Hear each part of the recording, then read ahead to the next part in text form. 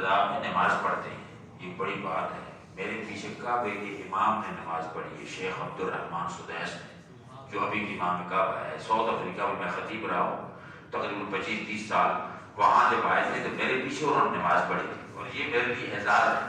یہ حضرت قبلہ اسحاق نورانی صاحب کے لیے اعزاز ہے کہ بڑے بڑے علماء، صوفیاء، بزرگ حضرت کہ قبلہ بڑی سرکار کی زیارت کے لیے آتے ہیں اور ان کے پیچھے جا نماز پڑھتے ہیں، تو یہ کتنی بڑی قبولیت کی جگہ ہے۔ یہ مسجد بڑی برکت کی چیز ہے۔ آپ حضرات خوش قسمت ہیں، محبتیں پھیلائیے اور شہر رمضان کی عظمتوں سے حصہ لیجیے۔ پیارے آقا صلی اللہ علیہ وسلم نے ارشاد فرمایا، الجنت مشتاق الی اربعۃ نفر، جنت 4 قسم کے لوگوں کا شدت سے انتظار کر رہی ہے۔ جس طرح ہم اور آپ ہر چیز کا انتظار کرتے ہیں، کوئی کاروبار کا، کوئی جب اور معاملات کے انتظار میں رہتا ہے، اپنی محبت اور حاصل کرنے والی چیز جسے وہ پسند کرتا ہے، فرمایا جنت بھی کسی کو پسند کرتی ہے۔ اور وہ 4 بندے کون ہیں؟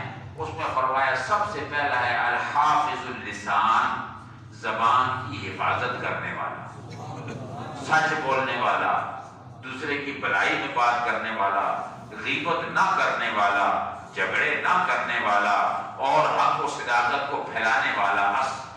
یہ زبان کی حفاظت سب سے بنیادی چیز ہے۔ حضور نے فرمایا صبح کے ٹائم جب بندہ اٹھتا ہے سویا ہوا، حدیث پاک میں آتا ہے، تو یہ زبان دونوں ہاتھ جوڑ کر واسطہ دے کے کہتی ہے، پورے اعضائے جسمانی اس زبان کو واسطہ دے کر کہتے ہیں، دل بھی مخاطب ہوتا ہے، دماغ بھی، اے زبان تو اپنی حفاظت رکھنا، کہ ایسے نہ ہو کہ غلطی تجھ سے ہوگی سزا ہمیں ملے گی۔ زبان کی غلطیاں ہیں نا تو سزا جسم کو ملتی ہے، اور یہ جہنم جائیں گے ان کی بھی زبانی غلطیوں سے سزا پورے جسم کو ملتی ہے۔ غیبت، جھوٹ بولنا، دوسرے کے ساتھ دھوکہ فراڈ کرنا، دوسرے کی برائی کرنا، اور جناب یہ سارے گناہوں میں بڑے بڑے گناہ میں شمار ہوتے ہیں۔ لعنت اللہ علی الکاذبین، جھوٹے کو خدا کی لعنت ہے۔ تو اس لیے زبان کی حفاظت بڑی ضروری ہے، پہلی چیز۔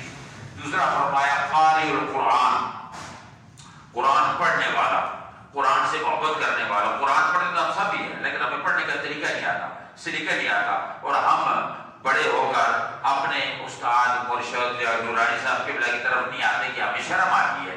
ہم کیسے کہیں کہ مجھے قرآن نہیں آتا، مجھے زبر زیر کا پتہ نہیں ہے؟ تو اب اس شرم میں یہ زندگی گزر جاتی ہے، اور پھر آگے جا کر بڑی پریشانیاں ہوں گی۔ اس لیے تعلیم بالغہ بھی ہے، آپ لوگ قرآن سیدھا کریں۔ اگر کوئی غلطی ہے تلفظ میں، پڑھنے پڑھانے میں، یہ سورۃ فاتحہ، درود، یہ ساری چیزیں، نماز، اس کی اصلاح کریں۔ اسی لیے قاری صاحب قبلہ یہ خدمات دے رہے ہیں۔ تو فرمایا دوسرا وہ آدمی جس کا جنت شدت سے انتظار کر رہی ہے، وہ قرآن کی قاری ہے، قرآن کا پڑھنے والا، قرآن کا سمجھنے والا۔ پڑھنا اور سمجھنا دونوں ضروری ہے۔ اور تیسرا ہے مطعم الجیعان، المطعم الجیعان، بھوکوں کو کھانا کھلانے والا۔ یہ بہت بڑی چیز ہے۔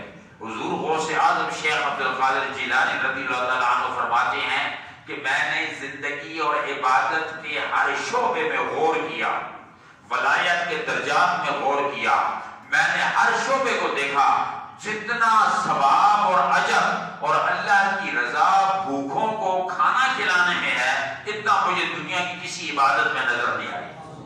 یہ غوث پاک کا ارشاد ہے، بہجت الاسرار شریف ان کی کتاب ہے، اور انہوں نے فرمایا۔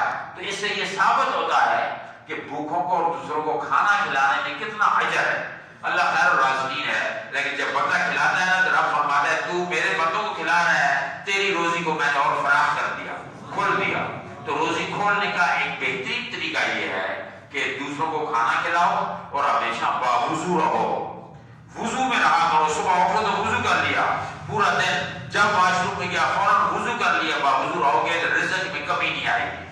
اور چوتھا وہ آدمی جس کا جنت شدت سے انتظار کر رہی ہے، اسے کہتے ہیں والصائم فی رمضان، رمضان کے روزے کا اہتمام کرنے والا، روزے رکھنے والا، روزے کی عزت کرنے والا، دوسروں کے روزے کھلانے والا اور دوسروں کے رمضان میں کام آنے والا۔ تو گویا یہ 4 کیٹیگریز ایسی ہیں جس پر جنت ان کا شدت سے انتظار کرتی ہے۔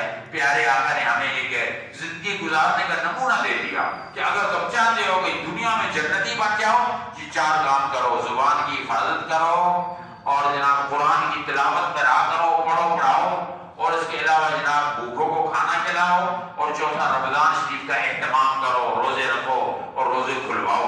اللہ سے دعا ہے کہ اللہ تعالیٰ اس مسجد کو صبح قیامت تک کے لیے آباد رکھے، حضرت بڑی سرکار کا فیضان ہم سب پر جاری فرمائے، اور ہم سب کو سیدھی راہ نصیب فرمائے۔ حضرت علامہ مولانا نورانی صاحب، اسحاق نورانی صاحب کو اللہ تعزیز لمبی زندگی عطا فرمائے اور آپ کی محبتوں میں اضافہ فرمائے۔ اللہم ربنا تقبل منا صلاة الظہر مع جماعت المسلمین وتب علینا یا مولانا انک انت التواب الرحیم۔ اللہم انت السلام منک السلام حینا بالسلام وادخلنا دار السلام تبارک یا ذا الجلال والاکرام۔ اے زمین و آسمان کے خالق، اے جن و بشر کے رازق، اے خشکتر و بحر و بر کے مالک، تیرے خزانے میں کوئی کمی نہیں۔ یا اللہ ہم سب کی کمیاں دور فرما، یا اللہ سب کے مال میں، حال میں، دل و قال میں، رزق میں، اولاد میں، بزنس میں خیر و برکت فرما۔ ہر قسم کی محتاجی، مجبوری، محرومی، بیماری سے نجات عطا فرما۔ ہر قسم کی ناکامی، آفت سے بچا۔ الہی اس ملک پاکستان کی حفاظت فرما۔ اس پاکستان کو یا اللہ تعالیٰ کامیابی کا ملک بنا، اسلامی ملک بنا، اسلام نافذ فرما۔ یا اللہ ان لوگوں کو، ہمارے سیاسیوں کو اتفاق عطا فرما، یا اللہ ان کو ہدایت عطا فرما، یا اللہ اس ملک میں رزق کی فراوانی فرما، یا اللہ لوگوں کی بھوک دور فرما۔ فلسطین کے لیے دعا کیجیے، اللہ فلسطین کو آزاد فرما دے، فلسطین کو یہودیوں پر غالب کر دے۔ یا اللہ فلسطین کو جس طرح حضرت عمر نے آزاد فرمایا تھا، یا اللہ جس طرح ہمارے اسلامی رہنماؤں نے آزاد کیا تھا، اب تو بندہ اپنا بھیج جو اسے فلسطین کو آزاد کر کے اور غلبہ اسلام کا فرما، کشمیر کو آزاد فرما۔ یا اللہ ہم سب کو دنیا و آخرت کی نعمتوں سے مالا مال فرما۔ یا اللہ تعالیٰ تیرے خزانے میں کوئی کمی نہیں، سب کی کمیوں کو پورا فرما۔